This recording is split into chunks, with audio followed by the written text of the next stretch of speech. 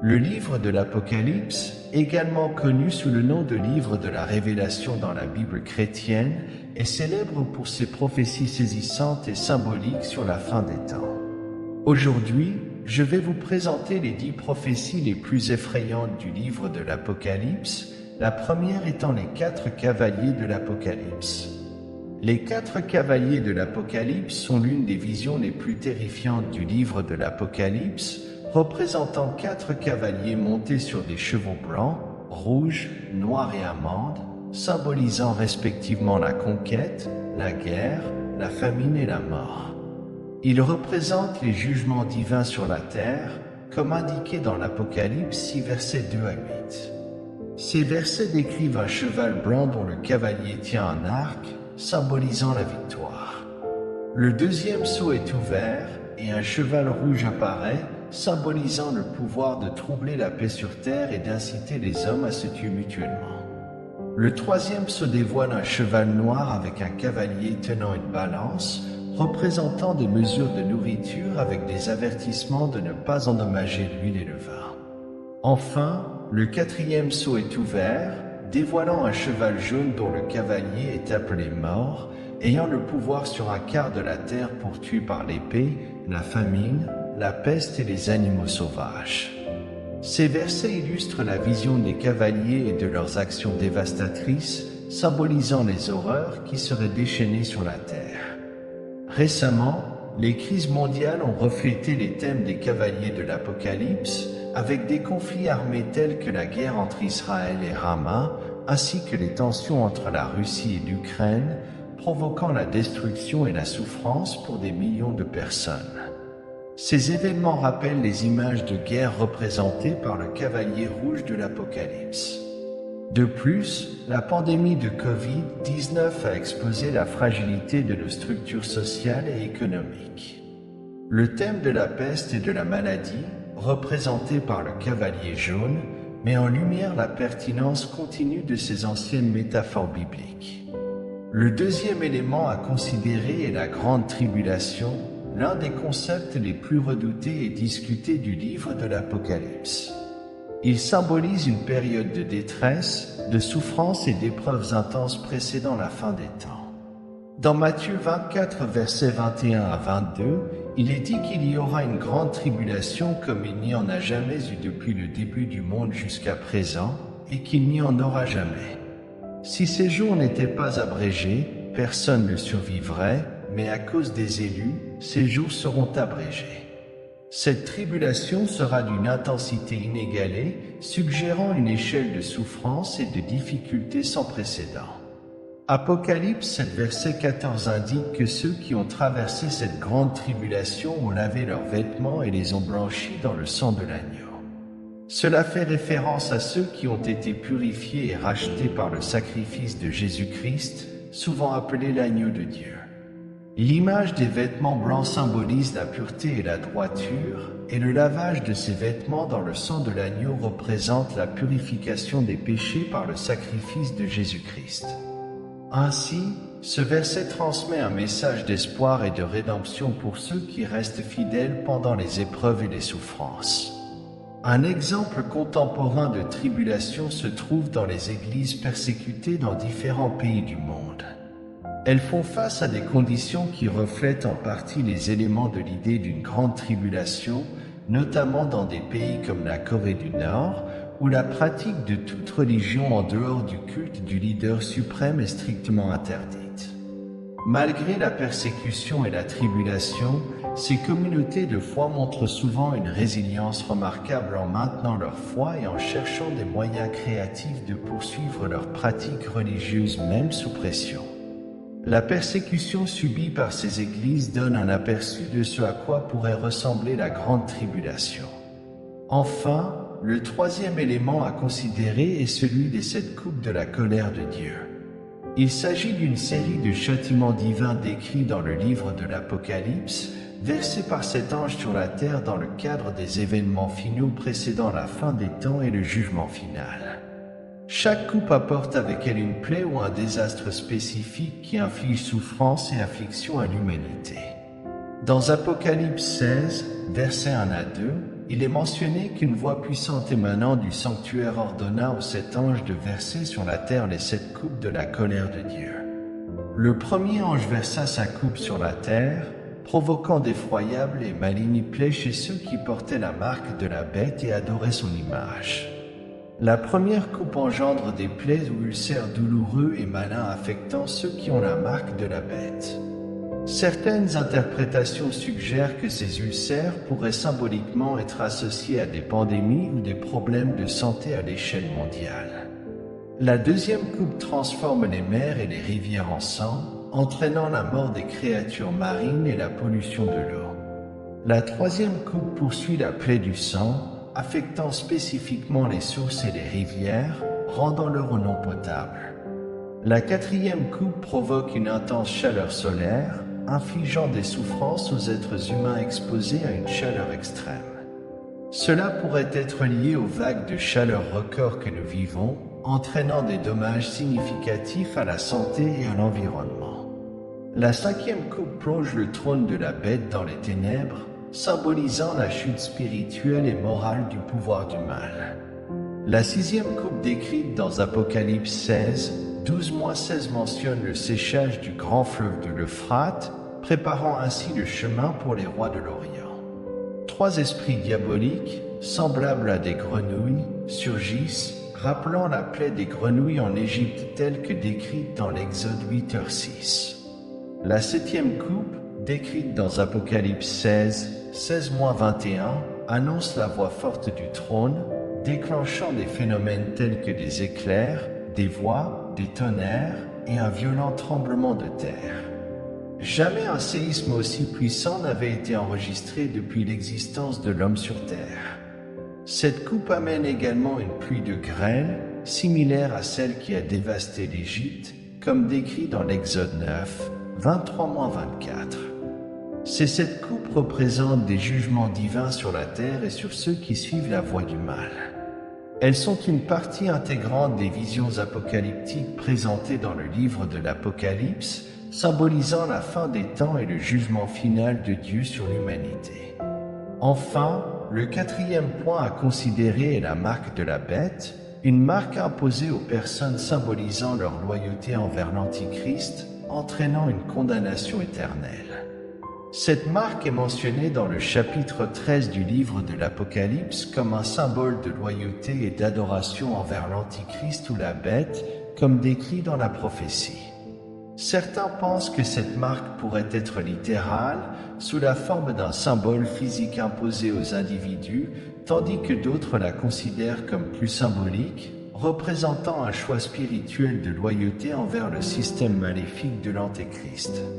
Apocalypse 13, versets 16 et 17, nous indique « Et il fit que tous, petits et grands, riches et pauvres, libres et esclaves, reçoivent une marque sur leur main droite ou sur leur front, afin que personne ne puisse acheter ni vendre, sauf celui qui a la marque, le nom de la bête ou le nombre de son nom. » Ce verset est souvent cité dans les discussions sur la marque de la bête, soulignant l'imposition de cette marque comme une exigence pour les transactions commerciales et une forme de contrôle.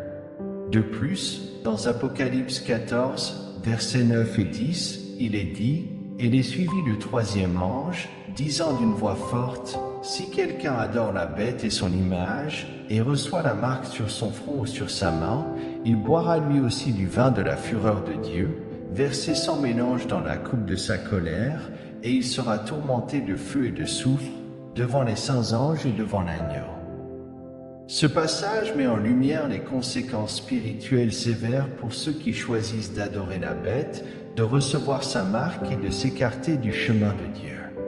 Le cinquième point à considérer est la bête et le faux prophète, 2 figures importantes émergeant comme agents du mal pendant le jugement dernier.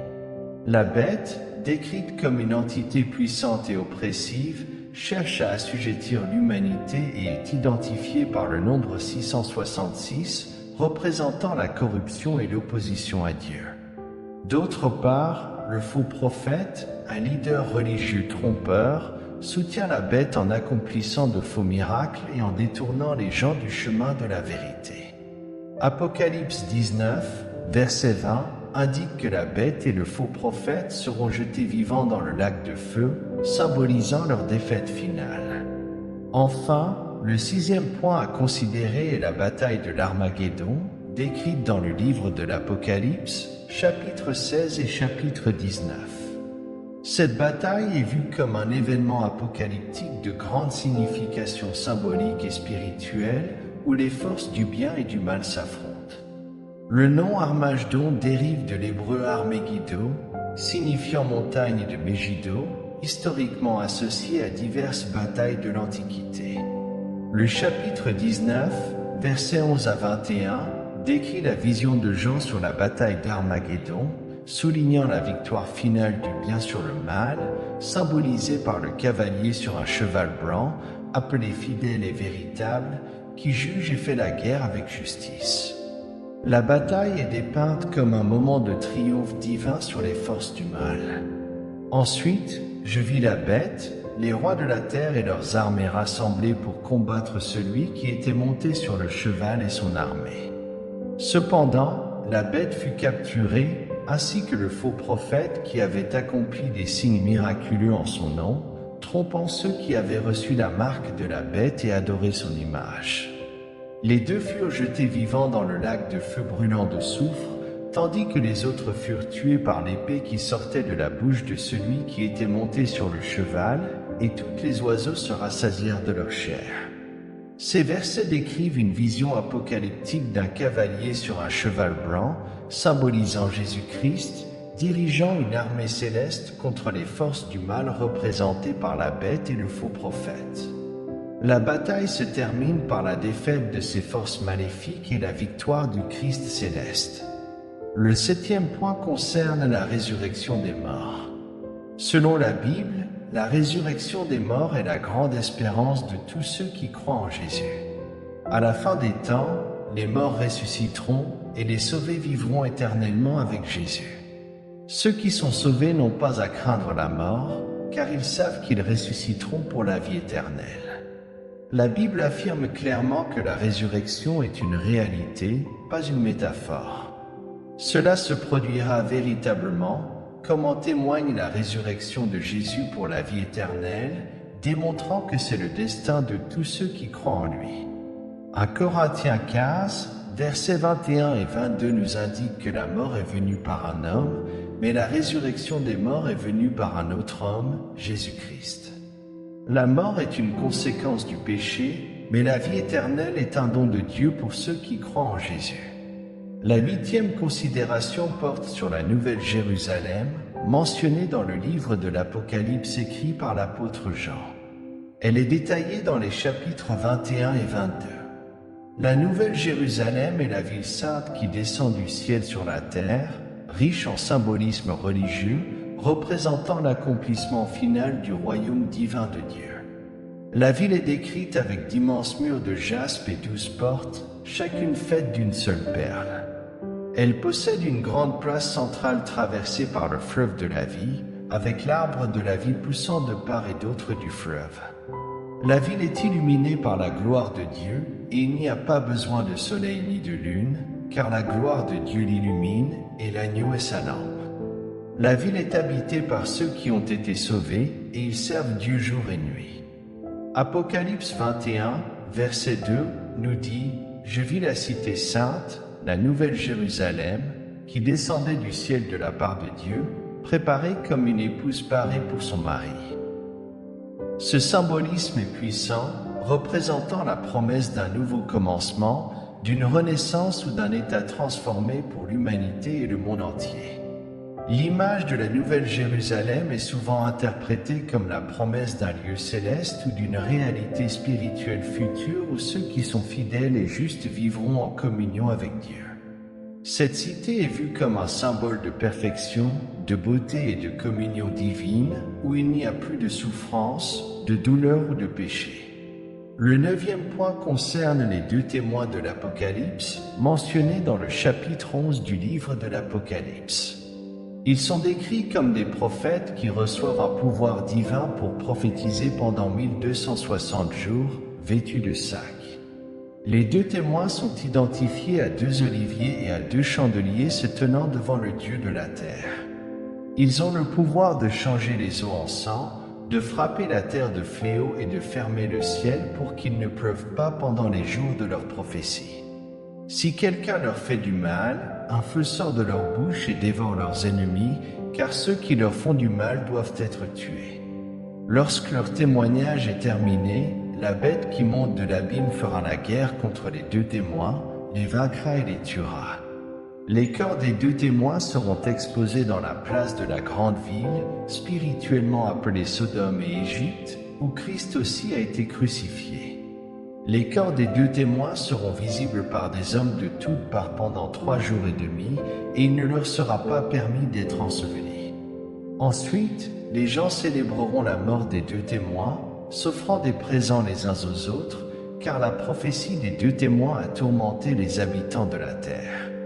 Après 3,5 jours, Dieu accordera de nouveau l'esprit de vie aux deux témoins, ils se lèveront et les hommes seront terrifiés.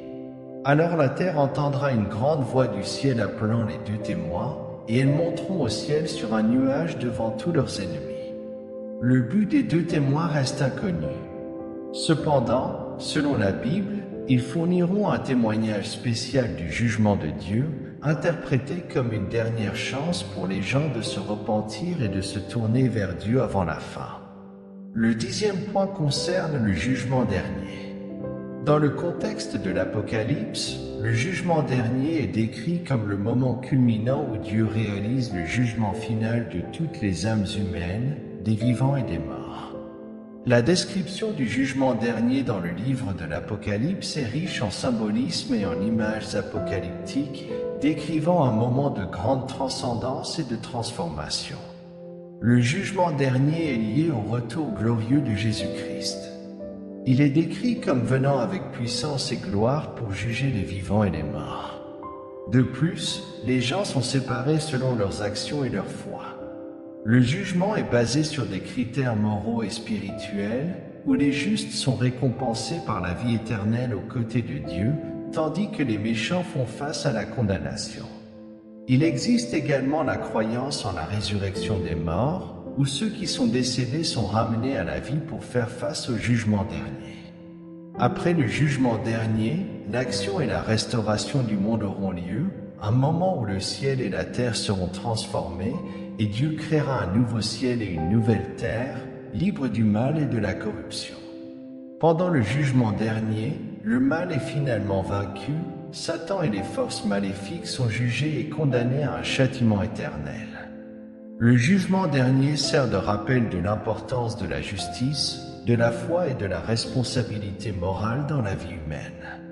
Il offre également de l'espoir à ceux qui recherchent un sens plus profond de la rédemption et de la récompense spirituelle après la vie terrestre.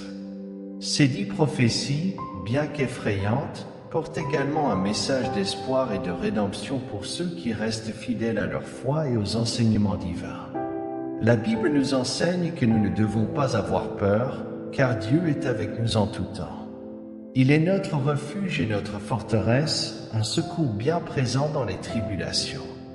Faites confiance à Dieu et ayez foi en son amour et en sa miséricorde. Il est fidèle et accomplira toutes ses promesses. Amen.